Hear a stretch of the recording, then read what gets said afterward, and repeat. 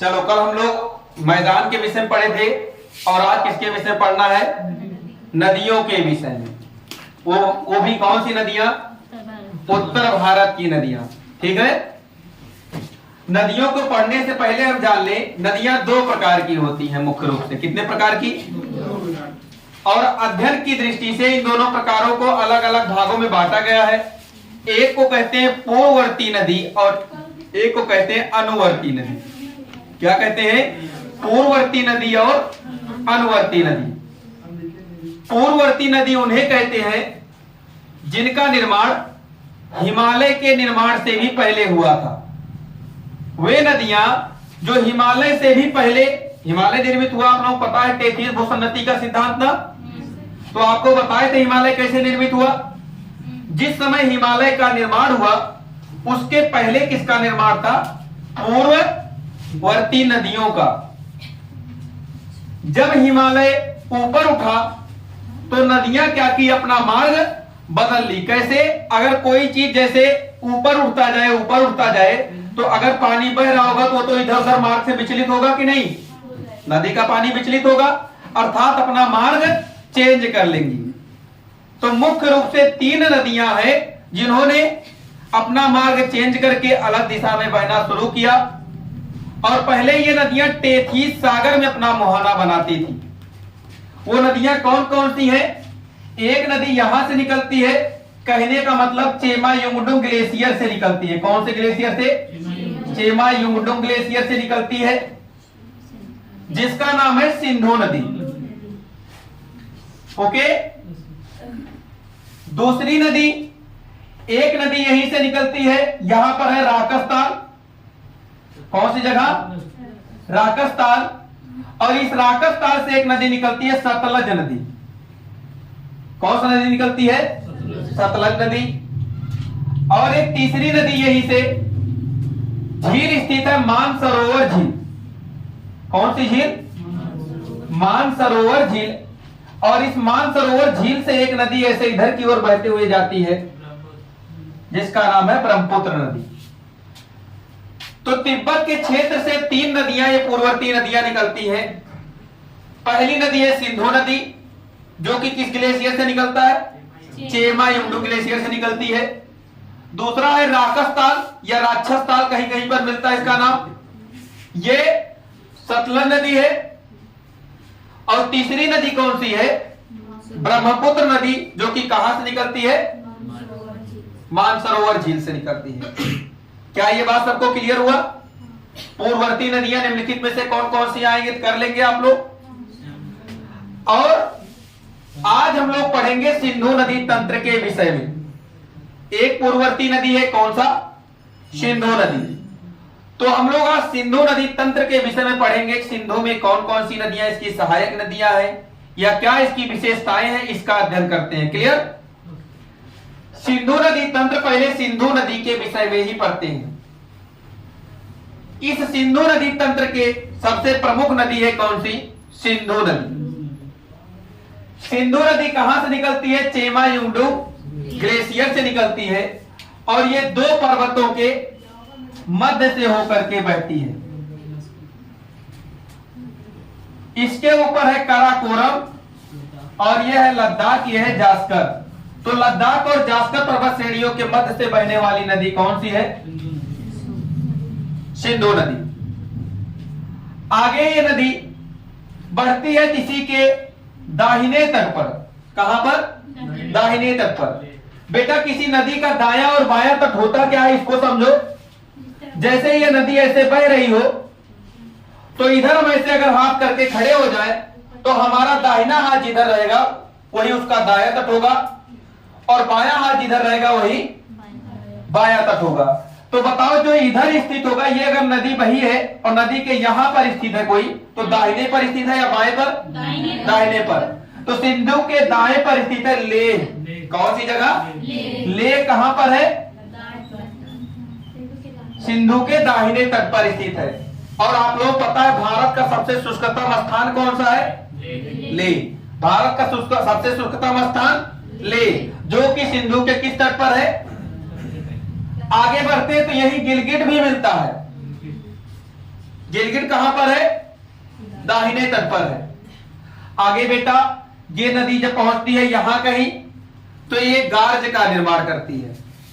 और गार्ज होता क्या है समझो, गार्ज मतलब होता है जैसे हम कहें ऐसे कोई समतल भूभाग पानी बह रहा और एकाएक कगार मिल जाए, उसे खड़ा ढाल मिल जाए, और खड़े ढाल में जब पानी गिरेगा तो धंस जाएगा कि नहीं, पानी का क्षेत्र गहरा कर देगा ना क्षेत्र को, और उसी गहरे क्षेत्र को क्या कहते हैं? गार्ज, और बड़ा हो जाता तो उसी कहते हैं कैनियन। क्लियर?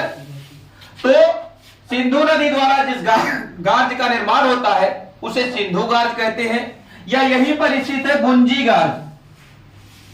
कौन सा गार्ज? बुंजी गार्ज। क्लियर हुआ? सिंधु नदी तंत्र के विषय में। सिंधु नदी के विषय में हमने बताया चेमा यंगडू ग्लेशियर से निकलती है, दमचोक नामक स्थान से प्रवेश करती है, ले इसके दाहिने तट पर स्थित है। बुंजी गार्ज इसी पर है निर्मित, और इसी पर सिंधु गार्ज भी है। आगे नदी जा करके अपना मुहाना कहां बनाती है? इधर कौन सा सागर है? अरब सागर में अपना मुहाना बना लेती है। क्या ये बात सबको क्लियर हुआ? आगे इसके नीचे सिंधु के बाद जो नीचे नदी है उसका नाम है झेलम। कौन सी नदी? झेलम नदी। और ये एकमात्र सिंधु की सहायक ऐसी नदी है जो कहां से निकलती है? जम्मू कश्मीर से निकलती है। जम्मू कश्मीर केंद्र शासित प्रदेश से पंचनद नदियों में सहायक नदी कौन सी है निकलने वाली? झेलम नदी। और झेलम नदी बेटा यहां से निकलती है, यहां पर है बेरीनाग झील के पास में स्थित है शेषनाग झील। कौन सी झील? शेषनाग झील से यह नदी निकलती है। बेरीनाग के निकट स्थित है शेषनाग झील। यहां से निकलने के पश्चात जब ये आगे बढ़ती है तो बेटा ये विसर्पण का निर्माण करती है। किसका? और इसी के तट पर यहां पर एक झील भी है, बुलर झील। कौन सी झील है? बुलर झील इसी झेलम नदी के तट पर है, बुलर झील। और जब ये नदी और आगे बढ़ती है तो ये समतल मैदान में बहने लगती है। कैसे मैदान बहने लगती है? क्योंकि यहां पर कश्मीर घाटी है ना, और घाटी का क्षेत्र कैसा होता है? समतल होता है। और समतल मैदान में अगर पानी फेंक दिया जाए तो वहां पर काम क्या होता है? पानी इधर उधर बिखर जाता है। इसका मतलब झेलम नदी विसर्पण का भी निर्माण करती है। सांप जैसी आकृति बनाएगा कि नहीं विसर्पण में? तो झेलम नदी किसका निर्माण करती है? विसर्पण का निर्माण करती है। और जहां पर समतल भूभाग होगा, जरा बताओ वहां पर नौका आदि चलेगा कि नहीं चल पाएगा? समतल भूभाग में तो आराम से नौका चल जाएगी ना, हमको डर नहीं रहेगा कि नीचे का धरातल कहीं टच ना हो जाए। क्लियर? समतल भूभाग में नौका गम्य होते हैं। इसका मतलब हम कहेंगे झेलम नदी पर नौका गम्य क्षेत्र स्थित है। और कहां से कहां तक नौका गम्य है? यहां पर अनंतमूला से बारामूला तक। ठीक है? अनंतमूला से बारामूला तक ये नौका गम्य है। आगे ये नदी जब बढ़ती है तो ये जम्मू कश्मीर और पाकिस्तान का बॉर्डर भी बनाती है। किसका बॉर्डर बनाती है? जम्मू कश्मीर और पाकिस्तान का बॉर्डर बनाती है। यही प्रश्न आएगा कि पंचनद नदियों में कौन सी नदी है जो भारत और पाकिस्तान का बॉर्डर बनाती है? तो कौन सी नदी है? झेलम नदी। क्लियर हुआ सबको? यह आएगा पंचनद नदियों में कौन सी नदी है जो जम्मू कश्मीर केंद्र शासित प्रदेश से उद्गम होता है। यह प्रश्न आएगा निम्नलिखित में से कौन सी नदी है जिसके किनारे यहां पर बुलर झील स्थित है? तो कौन सी नदी है? झेलम नदी। क्लियर हुआ? अगला क्वेश्चन, और नदियां जो निकलती हैं हिमाचल प्रदेश से निकलती हैं। कौन कौन सी नदियां? ये हिमाचल प्रदेश का क्षेत्र है। हिमाचल प्रदेश से सबसे ऊपर सिंधु, सिंधु के बाद झेलम, झेलम के बाद चेनाब, चेनाब नदी निकलती है। और चेनाब नदी दो नदियों से मिलकर के बना होता है चंद्र और भागा। चेनाब नदी दो नदियों से मिलकर के बनता है। कौन कौन से? चंद्र और भागा। दो नदियों के समागम को क्या कहते हैं? चेनाब। चंद्र और भागा के मिलन से कौन सी नदी का निर्माण होता है? चंद्रभागा। या इसी को कहते हैं चेनाब नदी। और चेनाब नदी का उद्गम स्थल हिमाचल प्रदेश में होता है। कहां होता है? और हिमाचल प्रदेश में किस दर्रे से निकलती है ये? बड़ा लाचाला दर्रे से। कौन से दर्रे से? बड़ा लाचाला दर्रे से। कौन सा? ठीक, चेनाब निकलती है। और देखो बी से बड़ा और सी से, बी के बाद सी आता है ना, तो बड़ा लाचाला दर्रे से चेनाब नदी निकलती है। ओके, बड़ा लाचाला दर्रे से चेनाब नदी निकलती है और आगे जा करके ये किससे मिल जाती है? झेलम नदी से मिल जाती है। क्लियर? इसी हिमाचल प्रदेश से। अच्छा, ये तो हो गई चेनाब नदी। और इसके नीचे हिमाचल प्रदेश से और भी नदियां दो निकलती हैं। सिंधु हो गया, झेलम हो गया, चेनाब हो गया, उसके बाद रावी नदी निकलती है। कौन सी नदी निकलती है? रावी नदी निकलती है और जाकर के किससे मिल जाती है? चेनाब नदी से या झेलम नदी से जाकर के आगे मिल जाती है। ठीक है, रावी बेटा हिमाचल प्रदेश से निकलती है ये भी। और किस दर्रे से निकलती है ये? आर से रावी, आर से रोहतांग। रावी नदी किस दर्रे से निकलती है? रोहतांग दर्रे से निकलती है। किस दर्रे से? रोहतांग दर्रे से निकलती है। क्लियर हुआ? और इसी के पास में एक नदी है ब्यास नदी। इसी के पास से, रोहतांग दर्रे के पास से, कुल्लू घाटी के पास ही, हिमाचल प्रदेश से ही एक नदी निकलती है। कौन सी? ब्यास नदी। और यहां से जो राकसताल नदी आ रही है, कौन सी नदी? जो राकसताल नदी आ रही है, राकसताल में जा, सॉरी ये सतलज नदी जो आ रही है, सतलज नदी में जा करके कहां पर? पंजाब में ब्यास नदी मिल जाती है। ठीक है, कहां पर मिलती है? पंजाब में मिल जाती है। कौन सी नदी? ये है ब्यास नदी, ये है सतलज नदी। सतलज नदी आ रही है, सतलज नदी से ब्यास नदी कहां पर मिलती है? पंजाब में मिलती है। और जिस जगह पे मिलती है उसका नाम क्या है? हरिके बैरज। कपूरथला के पास में स्थित है हरिके बैरज। ओके, पंजाब के हरिके बैरज नामक स्थान पर सतलज नदी से ब्यास नदी जाकर के मिल जाती है। अर्थात कहोगे पंचनद नदियों में कौन सी नदी है जिसका उद्गम भी भारत में होता है और इसका मुहाना भी भारत में बन जाता है? तो कौन सी नदी है? ब्यास नदी है। क्लियर हुआ? उसके बाद ये ब्यास नदी भी जाकर के मिल जाती है झेलम नदी से। और ये नदी जब झेलम से मिल जाती है, आगे जाकर के सब नदियां कहां पर मिलती है? पाकिस्तान में एक जगह है मिठानकोट। कौन सी जगह? मिठानकोट में मिल जाती है। और आगे ये नदी समग्र रूप से जाकर के कहां पर? अरब सागर में अपना मुहाना बना लेती है। इन नदियों की लंबाई की बात करें तो भारत में बहने वाली सबसे लंबी नदी कौन सी? अगर प्रश्न आएगा तो नहीं, भारत में बहने वाली मतलब भारत के बाहर से भी बहते हुए आ रही, लेकिन भारत में भी बह रही है। तो सबसे लंबी नदी कौन सी है? ब्रह्मपुत्र नदी है। और इसकी लंबाई कितनी है ये भी याद रखना, 2900 किलोमीटर। कितनी है? 2900 किलोमीटर। और ब्रह्मपुत्र के बाद दूसरी सबसे लंबी नदी कौन सी जो भारत में बहती है? सिंधु नदी। कौन सी नदी है? सिंधु नदी है। और जिसकी लंबाई कितनी है? 2880 किलोमीटर। कितनी है? 2880 किलोमीटर। और तीसरी सबसे लंबी नदी कौन सी है? गंगा, 2525 किलोमीटर। इसके बाद बेटा जो चौथे नंबर पर आता है 1500 किलोमीटर लंबी नदी सतलज है। कौन सी नदी है? सतलज की लंबाई कितनी है? 1500 किलोमीटर। उसके पश्चात दक्षिण भारत की नदी आ जाती है। अगर आएगा दक्षिण भारत की सबसे लंबी नदी कौन सी है? गोदावरी। कौन सी है? गोदावरी। और इसकी लंबाई कितनी है? 1465 किलोमीटर। कितनी है? 1465 किलोमीटर। उसके बाद इसके भी बाद यमुना की लंबाई आती है। यमुना की लंबाई, सारी लंबाई पूछी गई, अभी किसी पेपर में यमुना की लंबाई पूछी गई थी। तो इसकी लंबाई कितना है? 1385 किलोमीटर।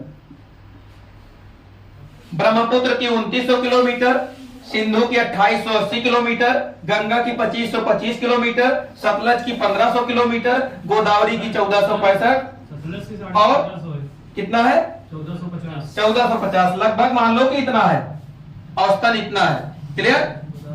और यमुना की कितनी है 1385। क्लियर।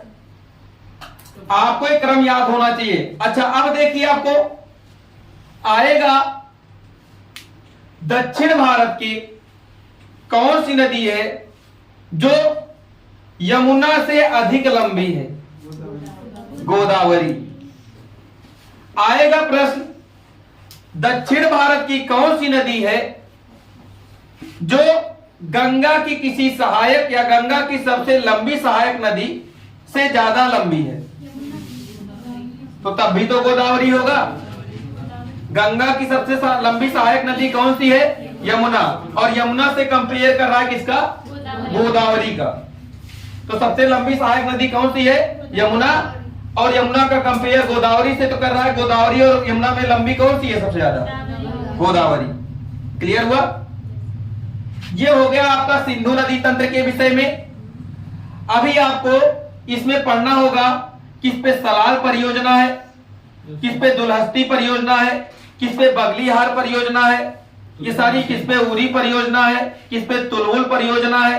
कल आप लोगों के लिए क्वेश्चन है, ढूंढ के लेके आना कौन किस पर है। सलाल परियोजना, तुलहुल परियोजना, उरी परियोजना, बगलीहार परियोजना। ठीक, सारी परियोजनाएं जितना बताया मैंने इतने को आपको देख के कल आना है कौन सी परियोजना किस पे है। ठीक। सिंधु नदी तंत्र पर जितनी परियोजनाएं होंगी, 3 परियोजना किस नदी पर है? रावी नदी पर। किस पे है? रावी नदी पर। तो आप लोगों का होमवर्क है कि आप लोग परियोजनाएं देख के आओगे। बाकी सिंधु नदी तंत्र मैंने जितना भी जरूरी था आपके लिए पढ़ा दिया। एक पॉइंट और यहां पर ध्यान रखना, जो ये सतलज नदी है ये भारत में किस दर्रे से प्रवेश करती है? तो सिपकीला दर्रे से प्रवेश करती है। कौन से दर्रे से? सिपकीला दर्रे से प्रवेश करती है। और यहां पर स्थित है ब्रह्मपुत्र नदी जहां पर प्रवेश करती है। यहां पर एक गार्ज का निर्माण होता है जिसे कहते हैं दिहांग गार्ज। क्या कहते हैं? दिहांग गार्ज। जिस गार्ज का निर्माण ब्रह्मपुत्र नदी कहती है उसे क्या कहते हैं? दिहांग गार्ज कहते हैं। क्या ये पॉइंट क्लियर? ठीक है। आगे यहीं पर इसी जो हरके बैरन नामक स्थान पंजाब है, इसी पर आप लोग पता है कि एक डैम भी स्थित है। हरके बैराज डैम भी स्थित है यहीं पर। और इसी सतलज नदी पर एक और डैम है। कौन सा डैम है? भाखड़ा नांगल बांध किस नदी पर है? सतलज नदी पर है। किस नदी पर है? सतलज नदी पर है। भाखड़ा नांगल बांध किस नदी पर है? सतलज नदी पर है। क्लियर? लेकिन बेटा ये पंजाब में ना होकर के ये हिमाचल प्रदेश के क्षेत्र में पड़ता है। कहां पड़ता है?